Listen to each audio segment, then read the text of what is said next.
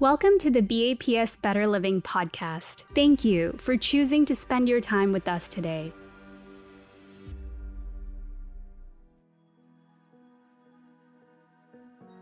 A Band-Aid can only do so much to heal a wound. It's effective in healing a minor cut like a paper cut, but it's not enough to heal a deep wound. You can consider cleaning your skin and putting a Band-Aid on to a deep wound, but without effective treatment, the skin will not recover. Broken trust can actually manifest within us in the same way as a wound. Certain trust wounds require taking on a healing journey rather than finding quick fixes. Without healing from trust wounds, trauma can develop, and over time, we're putting ourselves at risk of letting our past define our present, instead of becoming the best version of ourselves. The healing journey requires reflection on the past, focus on the present, and hope for the future.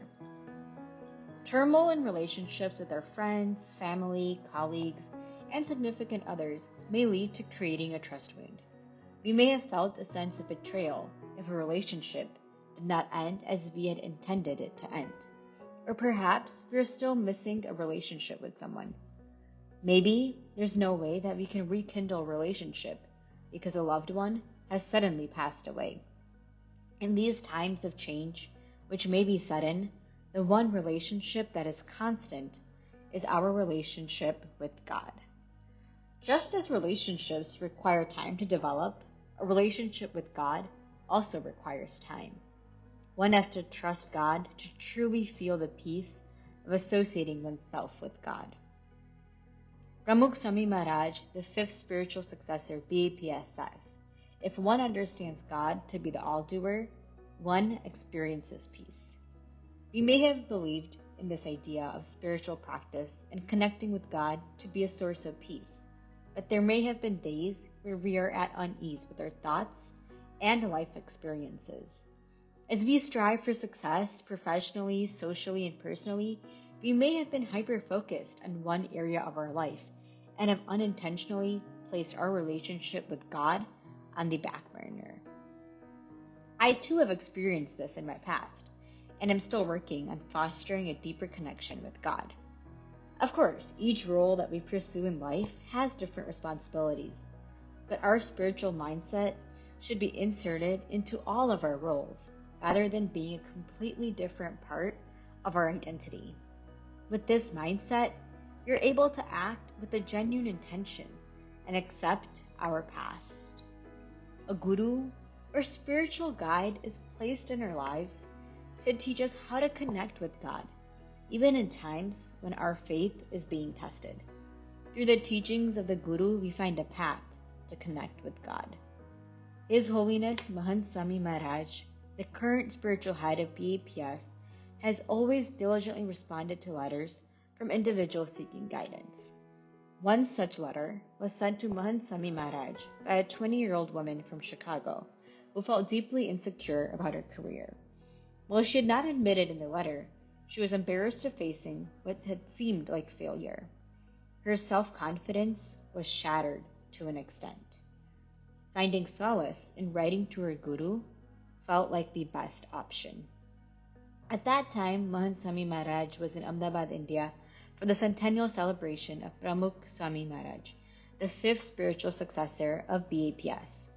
Over 12 million individuals attended the program, and Mahant Swami Maharaj had an extremely busy schedule during this event, often requiring hours without rest. Despite the ongoing celebration, Mahant Swami Maharaj patiently read the woman's worries and provided guidance. She was reminded to rest assured that her challenges would be resolved, as God would guide and guard her future. The woman who wrote this letter was actually me. From the moment that I received a response, the letter has become a source of my strength in my personal, professional, and social life, all infused with spirituality. On days that feel socially, emotionally burdensome, I read the letter to remind myself of the friend I found in my guru. On days filled with nervousness for the future, the letter reassures me that I am safe. On days filled with moments of joy, I feel a divine presence with me. As I prioritize my connection with my Guru and God, I see how my challenges continue to be resolved. Over time, I'm gaining self-confidence as I find closure with the past. Whether it's in the form of a letter, prayer, meditation, or devotion, daily interaction with the Guru is a practice that continues to alleviate worries for many people. Staying in the present moment and recognizing that God's will is for my benefit will allow us to be positive. During times when it may feel as if trauma is being replayed, we learn to recenter ourselves without putting ourselves into a series of negative thoughts. Mahima Swami Maharaj also says, God's will is for my benefit. The benefit of this thought is that we find acceptance in the present and become confident in our identity. Our identity is now linked with our connection to God. Instead of feeling a sense of overwhelming burden, the strength of surrendering ourselves to God propels us forward. There's a few simple strategies to keep this thought with us. It's something that has helped me, and I hope that it helps you as well. Number 1, chant the name of God when you find yourself in a tense situation.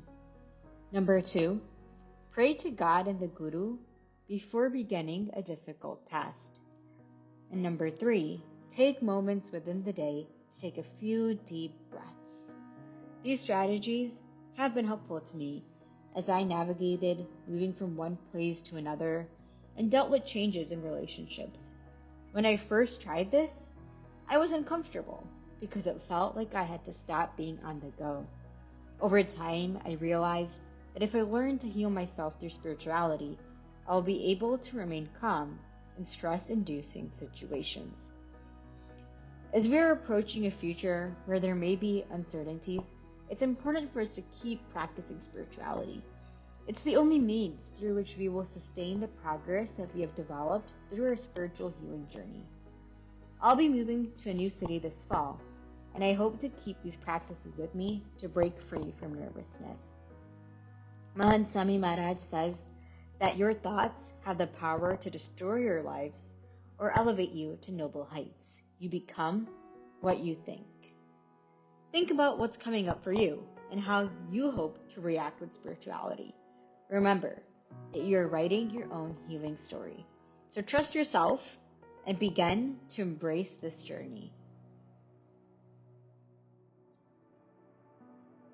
We hope you enjoyed this Better Living episode and that it added value to your life.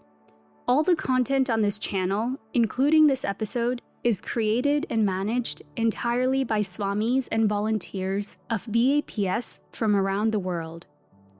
Our volunteers are continuously inspired by the sincere, transparent, and selfless lives of Mahima Swami Maharaj, the late Guru of BAPS, and Mahant Swami Maharaj, the current Guru of BAPS. Their character, their teachings, and their service to humanity have inspired millions of people of all backgrounds, faiths, and cultures throughout the world. They have encouraged all, regardless of one's beliefs, to live a mindful, balanced, and harmonious life.